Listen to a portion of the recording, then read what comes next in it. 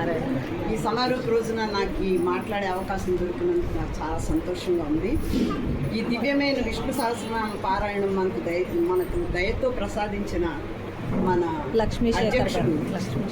లక్ష్మీశేఖర్ గారు దంపతులకు శ్రీమతి శారద గారికి ధన్యవాదాలు, కృతజ్ఞతలు. మళ్ళీ ఈ పారాయణాన్ని మనం సవ్యంగా ఇదే విధంగా జరుపుకోవాలి.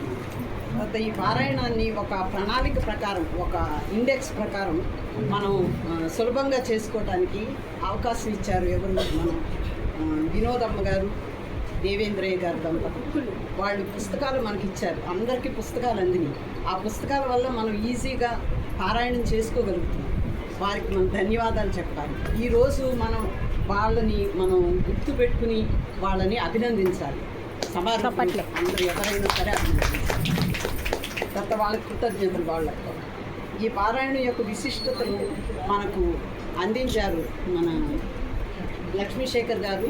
గ్రూప్లో మెసేజెస్ పెట్టారు. ఈ పారాయణం యొక్క విశిష్టతను మనకు తెలియజేశారు. అది చదువుకుని దాని ప్రకారం మనకి ఆరోగ్యానికి, మన సంతోషానికి, మన సమయాన్ని సద్వినియోగపరచుకోవడానికి మనకి ఈ పారాయణం చాలా ఉపయోగపడుతుంది.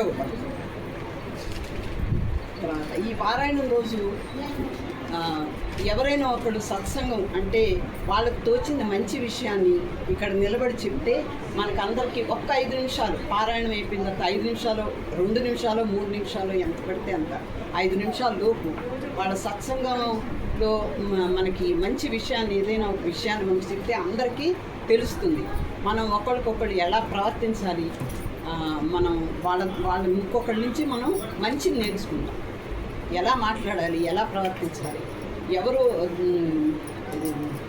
కష్టపడకుండా ఎలా మాట్లాడాలి, ఇటువంటివన్నీ మనం నేర్చుకోవాలి.